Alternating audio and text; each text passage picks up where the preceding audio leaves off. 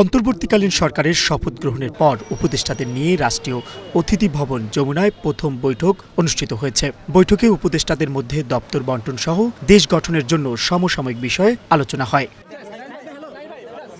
বৈঠক শেষে বন ও পরিবেশ উপদেষ্টা সৈয়দা রিজওয়ানা হাসান বলেন, দ্রুতই আইন শৃঙ্খলা পরিস্থিতি নিয়ন্ত্রণে আনার চেষ্টা চলছে। আইন শৃঙ্খলা পরিস্থিতিতে যত দ্রুত সময়ের মধ্যে সম্ভব কিভাবে নিয়ন্ত্রণে আনা যায় সেটা নিয়ে আলাপ আলোচনা চলছে। অন্তর্বর্তীকালীন সরকারের মেয়াদ কতদিন হতে পারে এমন এক প্রশ্নের জবাবে তিনি বলেন, এখনো এ বিষয়ে কোনো সিদ্ধান্ত হয়নি।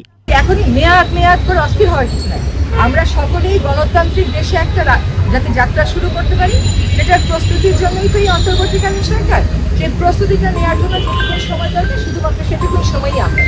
এ সময় ডাক, টেলিযোগাযোগ ও তথ্য প্রযুক্তি উপদেষ্টা জানান, নতুন সরকারকে সব ধরনের সহযোগিতা করবে সাধারণ শিক্ষার্থীরা। শিগগিরই আইন শৃঙ্খলা পরিস্থিতি নিয়ন্ত্রণে চলে আসবে বলেও জানান তিনি। প্রক্রিয়া নিয়ে আমাদের মধ্যে আলোচনা হচ্ছে, কিন্তু আমাদের প্রাথমিকভাবে একটা সিদ্ধান্ত আগেও ছিল যে সহকারী উপদেষ্টা বা এইরকমভাবে কোনো একটা পদায়ন করে যে ছাত্রদের ওই মন্ত্রণালয়ে একটা হচ্ছে তদারকির সুযোগ থাকা, বক্তব্যে রাখার সুযোগ থাকা, সেই ব্যবস্থাটি থাকবে।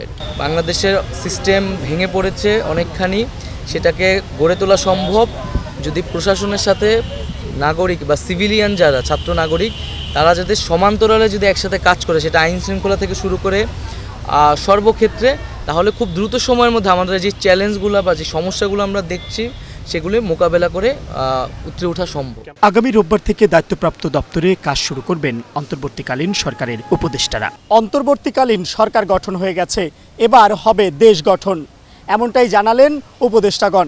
তবে আহ্বান জানিয়েছেন আপামর জনসাধারণকে তাদের সঙ্গে থাকার এবং সবাইকে সঙ্গে নিয়ে একটি সুন্দর এবং সমৃদ্ধির দেশ গড়তে এগিয়ে আসার। Mohammad Shafiqul Islam, Asian television, Dhaka.